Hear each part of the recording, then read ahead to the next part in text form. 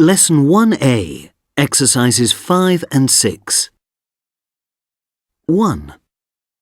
My name's Bilal, and I live in Bradford, in the north of England. Both sets of my grandparents emigrated from Pakistan in the 1960s, just before my parents were born. My dad worked on the buses, and my mum stayed at home and brought up the family.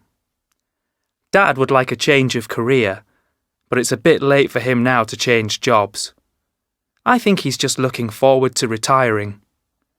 I've got a sister who's 25. She didn't leave home until last summer, when she got married. My dad wants me to go to university in Birmingham and study law. But I think I'd like to start my own business, creating computer games. 2.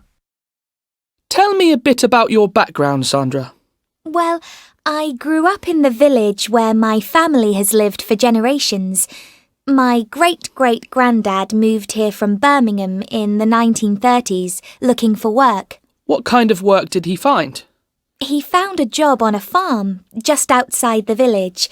He settled down, married a local girl and started a family.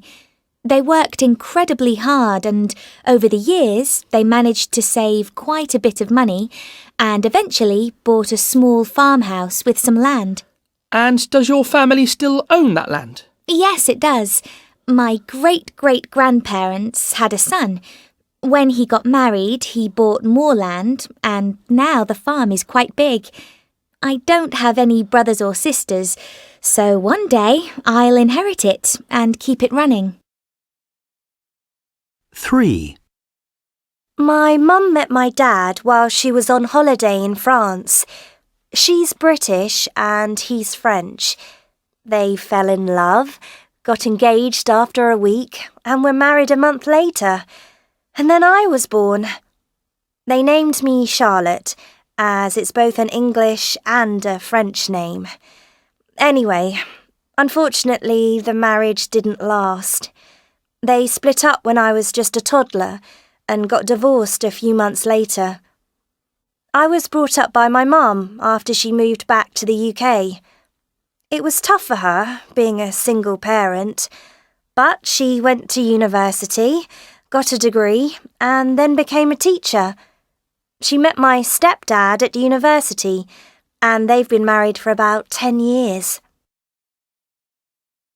4. My name's Callum. My mum's parents were from poor working-class families in Glasgow. They left school at 16 and didn't go to university, but they started a successful business and didn't retire until they were in their 70s. My mum inherited quite a bit of money when they passed away, but she didn't want to work in the family business and sold it. She moved south and settled down in Liverpool.